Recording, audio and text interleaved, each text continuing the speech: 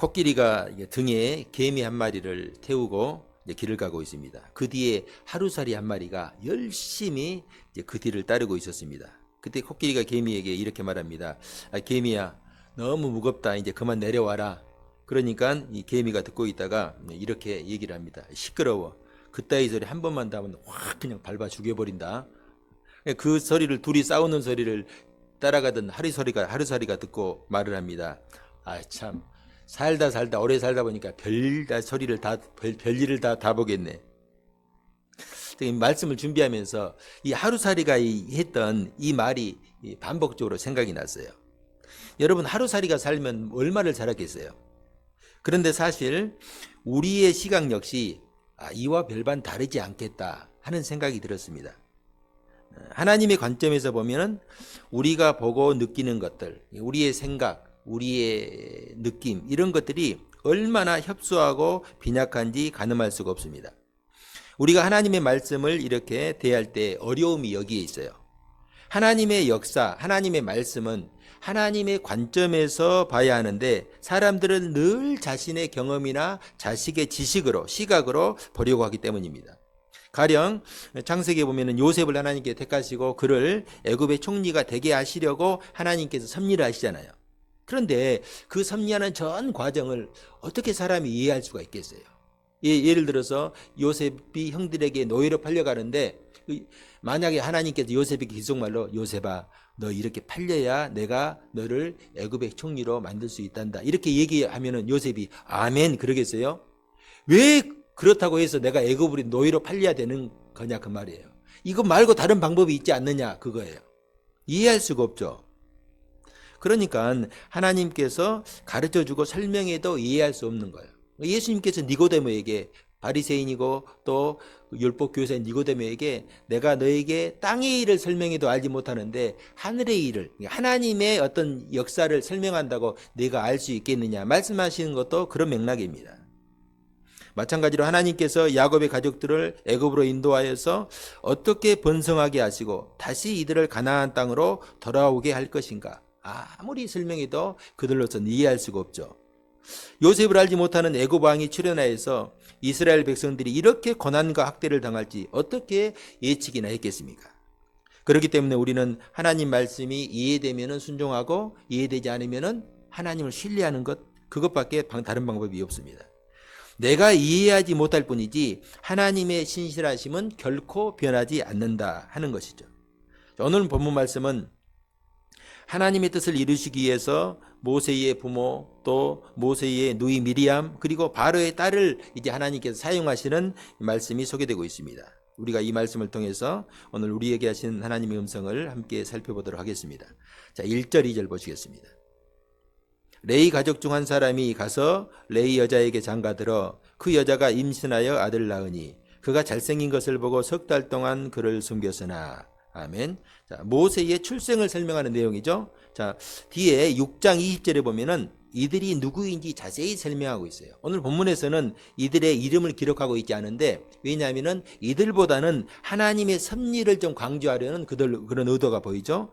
그런데 6장 20절에 보면은, 자, 아므람은 그들의 아버지 누이 요게벳을 아내로 맞이하였고 그는 아론과 모세를 낳았으며 아므람의 나이는 137세였으며. 아멘. 여기 보면은 모세의 가족 관계가 이렇게 자세하게 소개되고 있는데요.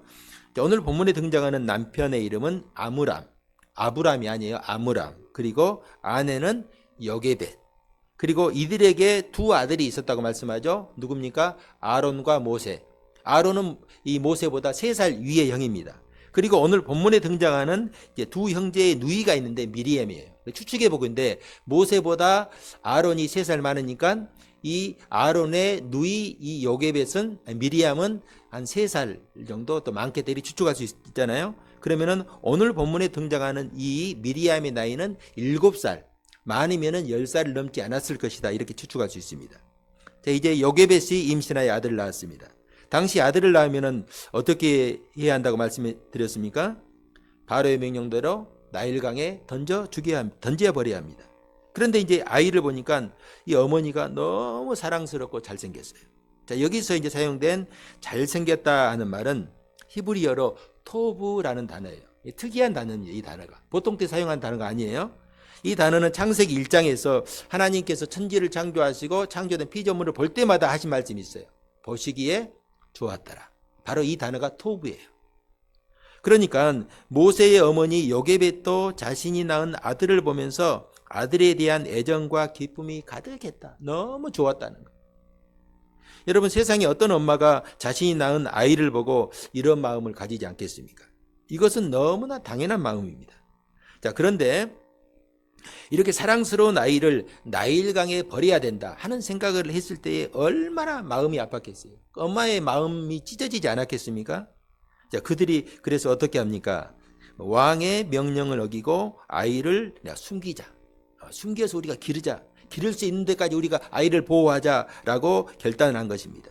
자, 이 부분을 히브리서 기자는 히브리서 11장 23절에 이렇게 증거합니다.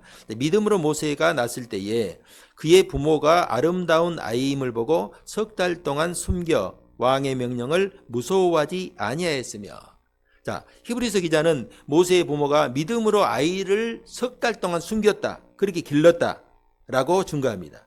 자, 히브리서에 보면은 히브리서 11장에 히브리서 기자가 믿음은 하면서 믿음에 대해서 정의한 거 있어요. 그 믿음은 무엇이냐면은 하나님께서 반드시 살아계신 것을 믿는 것이 믿음이다라고 증거합니다. 여러분, 이것이 성도들이 가져야 될 믿음의 첫 번째 요소예요. 믿음은 다른 게 아니에요. 하나님께서 반드시 살아계시다는 것을 믿는 거예요. 지금 이들은요, 서슬퍼런 바로의 명령이 얼마나 무섭겠어요. 특별히 아이를 베고 있는 여인들의 그 공포는 말로 할 수 없었을 것입니다. 자칫 잘못하면은 모든 가족의 생명까지 위험에 빠뜨릴 수 있어요. 바로의 명령을 어긴다는 것은 여러분 상상할 수가 없는 일이죠. 자, 그런 상황에서 바로의 명령을 무서워하지 않을 수 있는 그 단 한 가지 이유가 있습니다. 그것은 바로보다 더 크시고 두려운 하나님이 계시다 하는 거예요. 하나님을 기억하는 거예요. 이미 우리는 앞에서 히브리서 3파 10부라와 부하가 이 믿음을 붙들었다는 것을 말씀을 드렸죠. 자, 그러자 하나님은 그들과 함께 하셨고 그들에게 큰 은혜를 베풀어 주셨습니다. 하나님을 경외하고 두려워하는 자들을 어떻게 축복하시는지 하나님은 보여주셔요. 여러분, 우리의 믿음이 여기 있어요.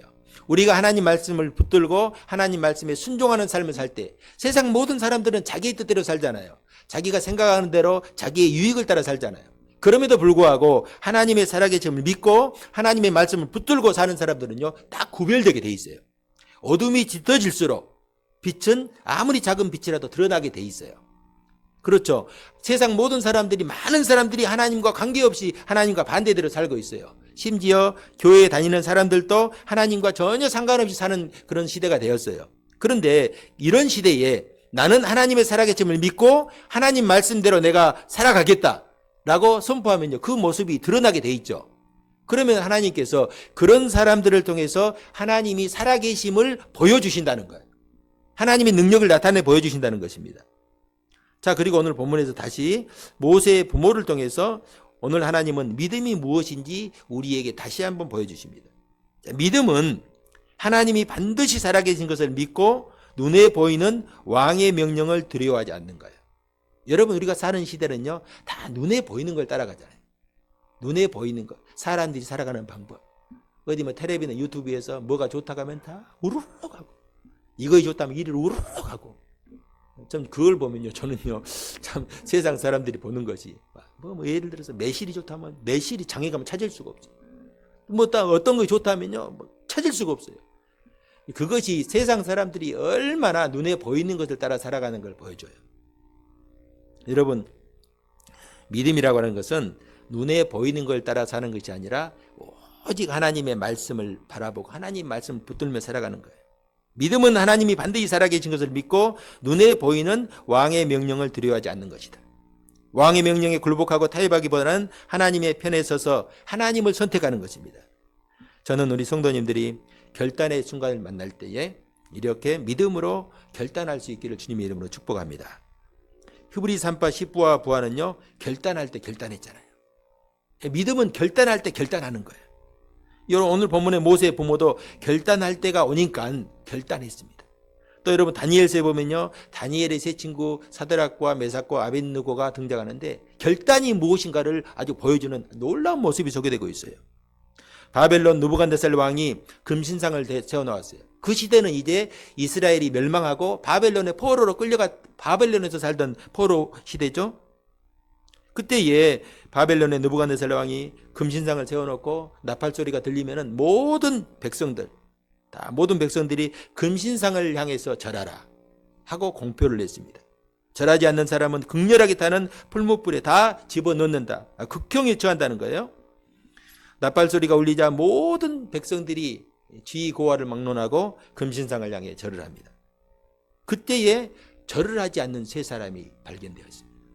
다 절을 하니까, 절을 안 할 때는 몰랐는데 절을 하니까 절을 하지 않는 사람이 딱 드러나겠잖아요. 다 엎드렸는데 세 사람이 엎드리지 않는 거예요. 그게 누구예요?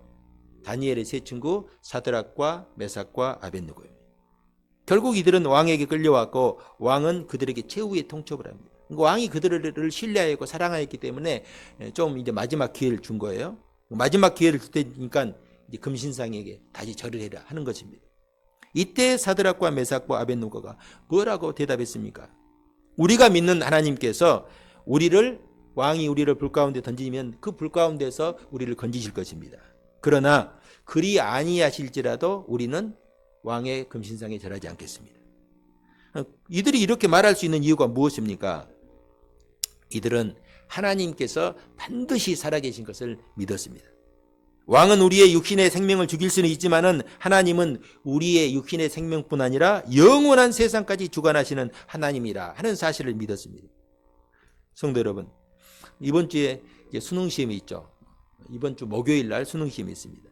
여러분, 우리가 시험이 없는 세상에 살면 얼마나 좋겠어요. 학생들의 소원이 뭐겠어요? 시험이 없는 세상, 시험 없이 학교를 다닐 수 있다면 누가 공부를 하겠어요? 그리고 여러분, 시험이 없으면 좋겠지만은 시험이 없으면은 어떻게 좋은 대학을 들어갈 수 있겠어요?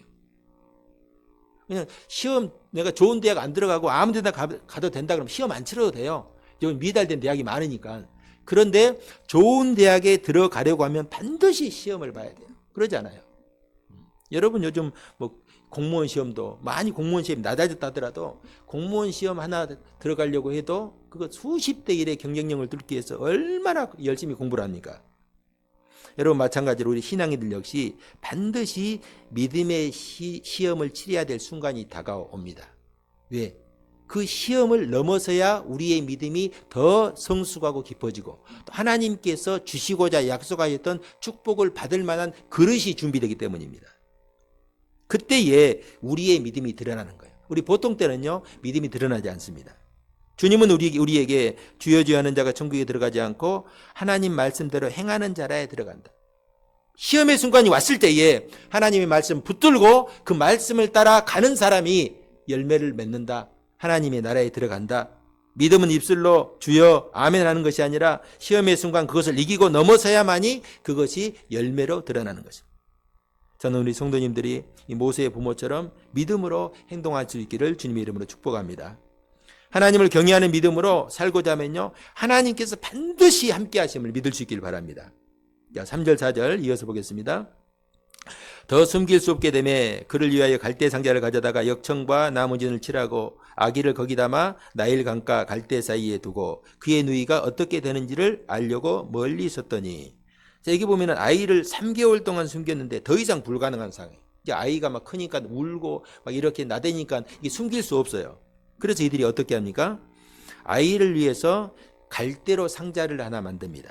그리고 거기에다가 이 보니까 역청과 나무진을 칠하고 거기에 아이를 담아 나일강에 띄웁니다. 성도 여러분, 이들이 하는 행동을 한번 상상해 보시기 바랍니다. 방금 우리가 그 노래를 통해서 요괴벳의 노래를 통해서 또 영상으로 잠깐 우리가 살펴보았는데 아마 그들은 하나님께 간절하게 기도했을 것입니다. 하나님은 반드시 살아계시기 때문에 이 아이를 도우실 것을 믿었습니다. 그들이 하는 행동을 한번 보시기 바랍니다. 그들은 먼저 갈대로 상자를 만들고 거기에 역청과 나무진을 칠했어요.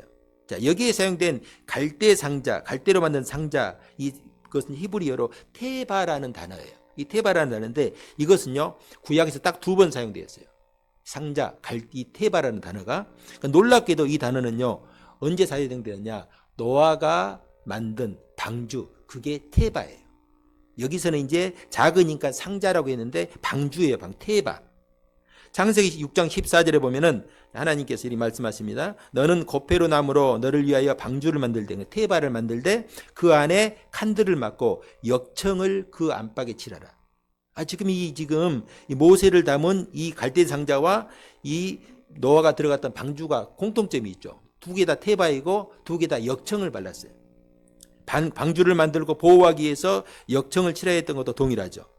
자, 모세의 부모는 이 갈대 상자, 이 방주에 역청을 칠하면서 아마 이런 생각을 했을 거예요.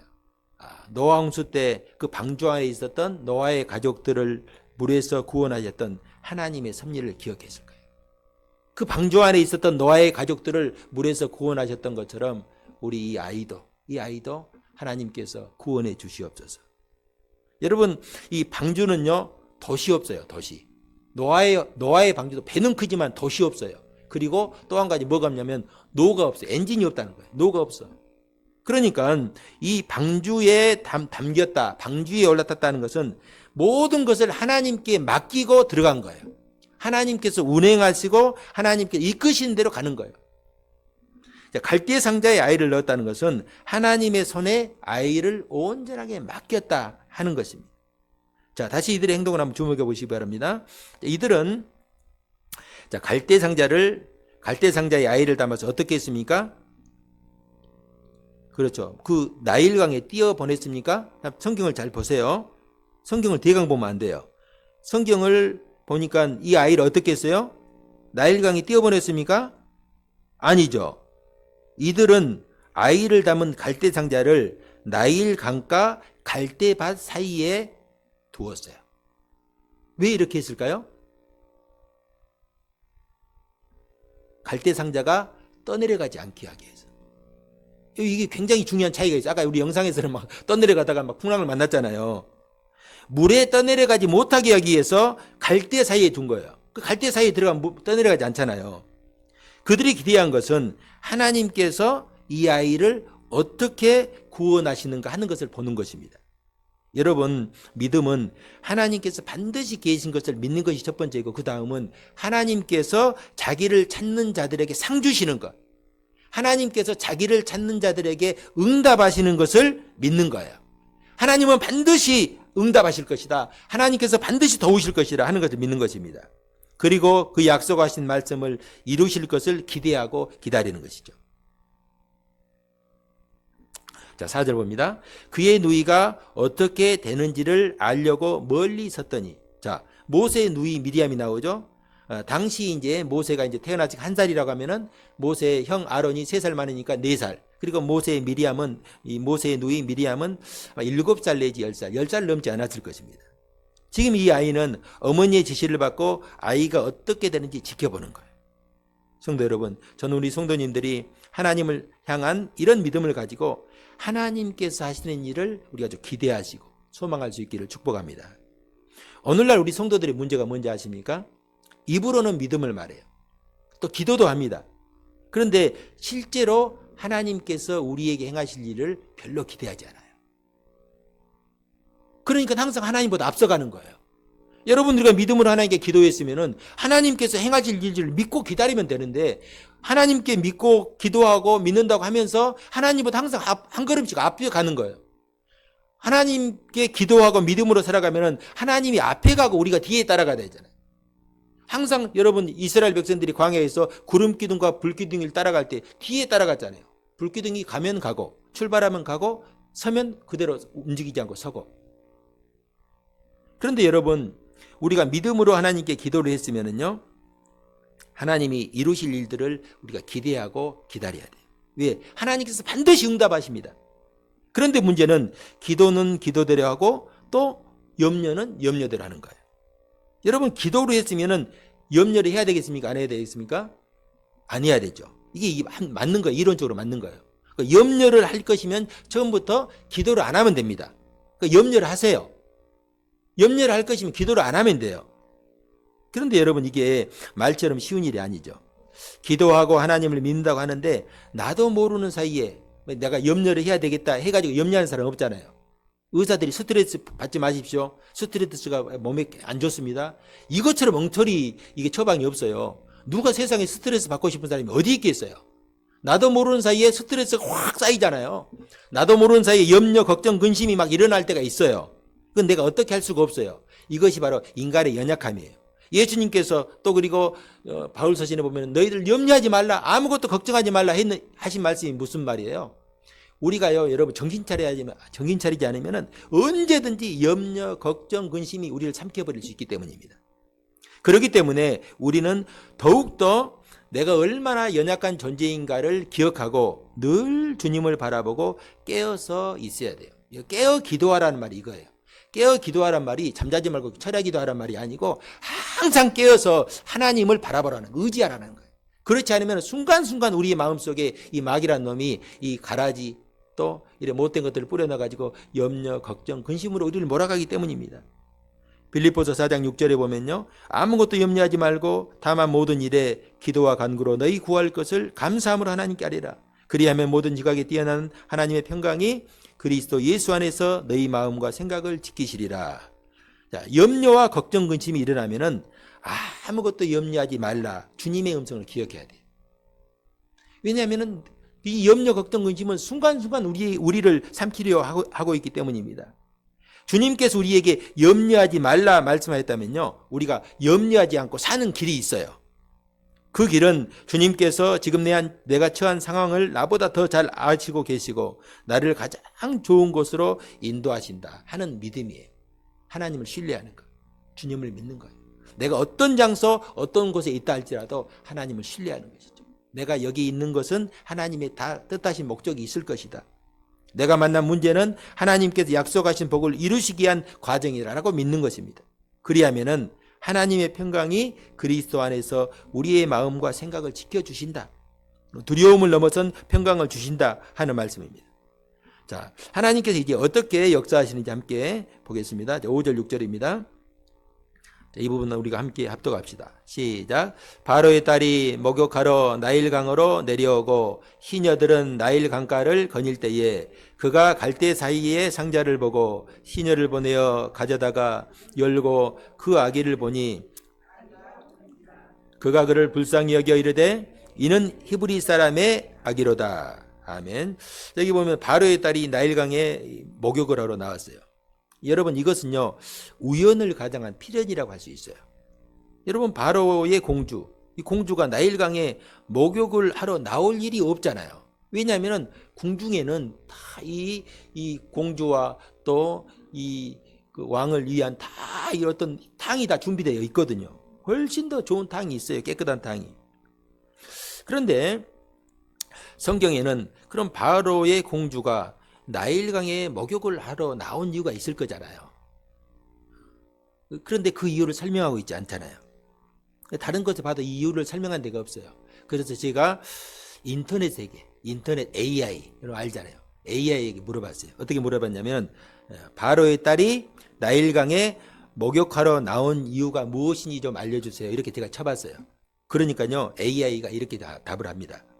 성경 외에 다른 이유에 대해서는 명확한 기록이 없지만은 당시 이집트 문화와 관습을 고려해 볼 수가 있습니다. 나일강은 이집트인들에게 신성한 강으로 여겨졌고 정화와 치유의 힘이 있다고 믿어졌습니다. 따라서 바로의 딸이 나일강에서 목욕을 한 것은 종교적 의식이나 정화의 의미를 가졌을 가능성이 높습니다. 또한 나일강은 이집트의 생명줄로서 중요한 역할을 했기 때문에 왕족들이 강가에서 시간을 보내는 것이 자연스러운 일이었을 수도 있습니다. 이러한 문화적 배경을 통해서 바로의 딸이 나일강에 목욕한 이유를 추측해 볼 수가 있습니다.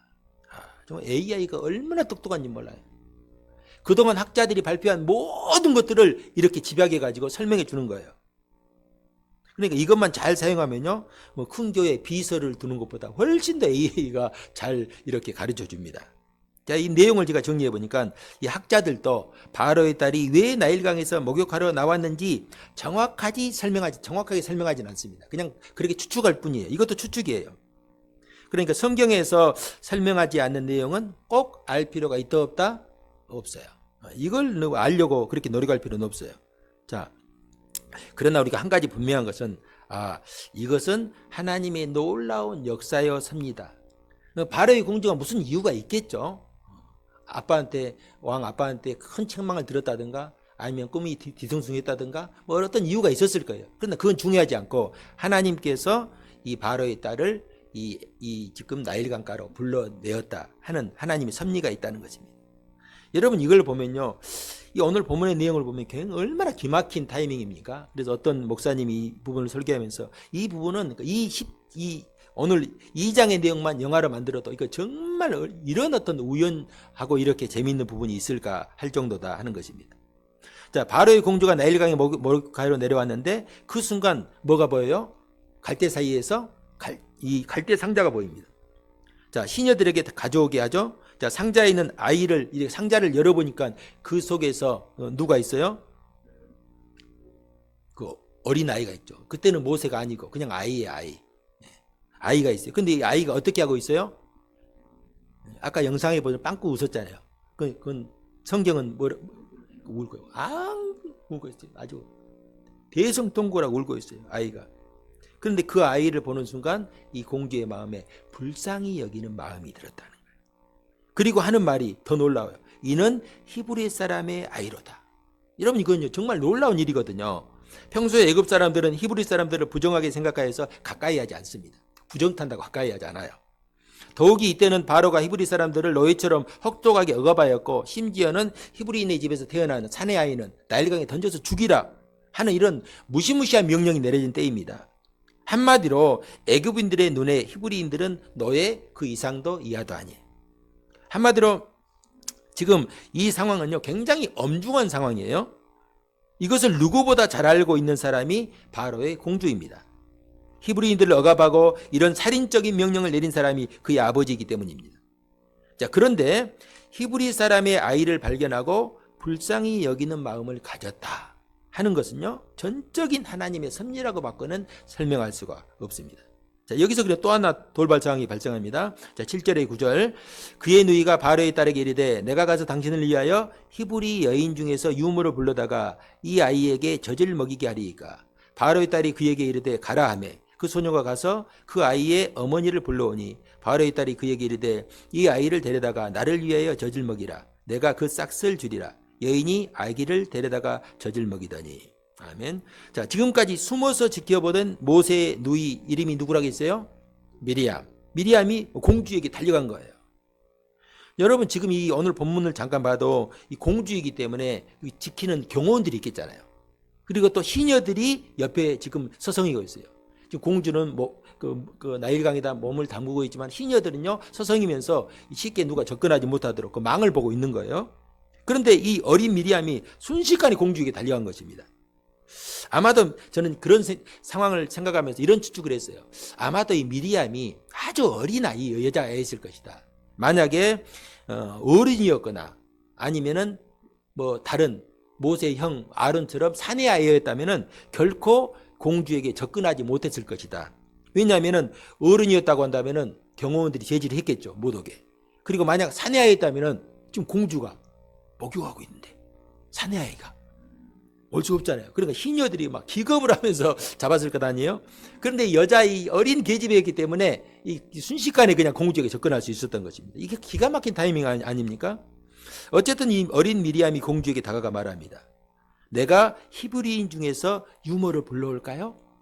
여러분, 이 어린 소녀가 이 지금 위기의 순간에 어떻게 이런 말을 했을까? 우리 지난 시간에 히브리 산파 십부라 부하가 이 지혜롭게 아니 저희들이 그 유대인의 집에 갔을 때 이미 유대인 여인들은 다 아이를 낳아버리고 우리가 할 일이 없었습니다. 하나님께서 그들에게 지혜를 주신 것이죠. 지금 이 순간도 지금 이 담대함, 이 어린 소녀가 이렇게 담대함으로 공주에게 다가가서 이런 말을 했다는 것은 하나님께서 그에게 지혜를 주셨다. 함께 하셨다. 하나님의 은혜여 섭니다라는 것입니다. 그런데 더 놀라운 것은 공주가 그것을 흔쾌하게 허락했어요. 여러분 지금 이런 공주의 행동은요 바로의 그 자기 아버지의 명령을 정면으로 어기는 것입니다.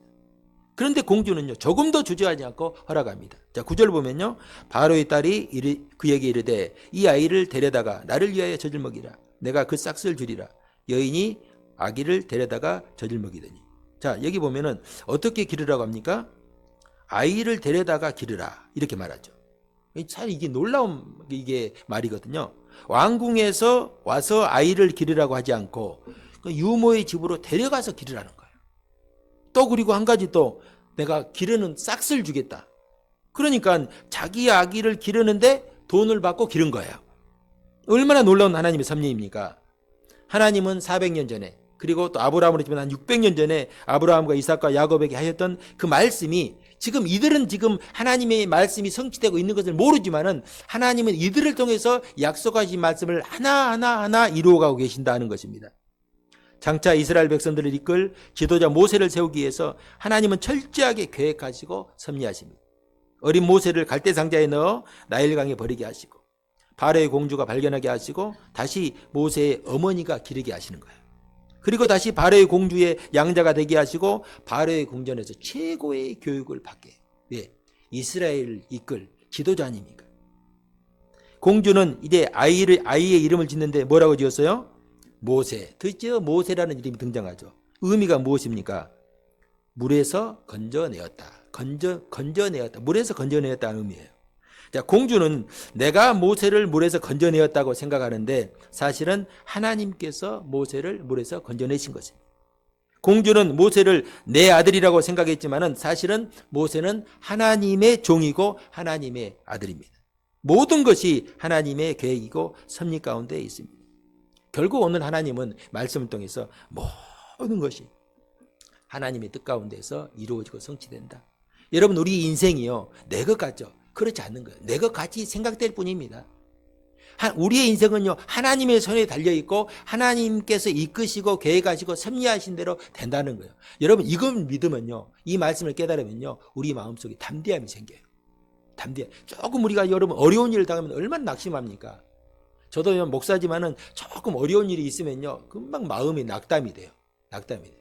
그런데 이런 일 가운데 하나님께서 반드시 계획하시는 뜻이 있을 것이다 라고 생각되면요, 그 낙담이 조금 완전히 없어지지 않지만은 마음의 위로가 되고 힘이 되고 평강이 찾아온 걸 느낄 수가 있어요.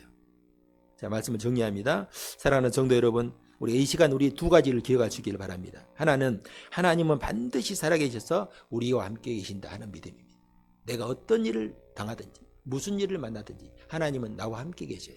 내가 형통할 때만 함께 계시는 것이 아니라 내가 어렵고 힘들고 고난 가운데 있을 때도 하나님은 나와 함께 계신다 하는 것입니다. 또 다른 하나는 하나님은 약속하신 말씀을 반드시 이루시고 섭리하시고 응답하신다 하는 믿음입니다. 우리의 삶에서 시험이나 고난을 만날 때 우리가 이 믿음으로 하나님께서 이루실 일들을 믿고 소망할 수 있기를 바랍니다. 지금도 하나님은 우리와 함께 하셔서 약속하신 말씀이 이루어지도록 섭리하시고 계심을 믿을 수 있기를 바랍니다. 우리가 이 한 주간도 나의 삶을 주관하시고 섭리하시는 하나님을 믿는 믿음으로 주님께 소망을 두고 믿음으로 살아갈 수 있기를 주님의 이름으로 축복합니다.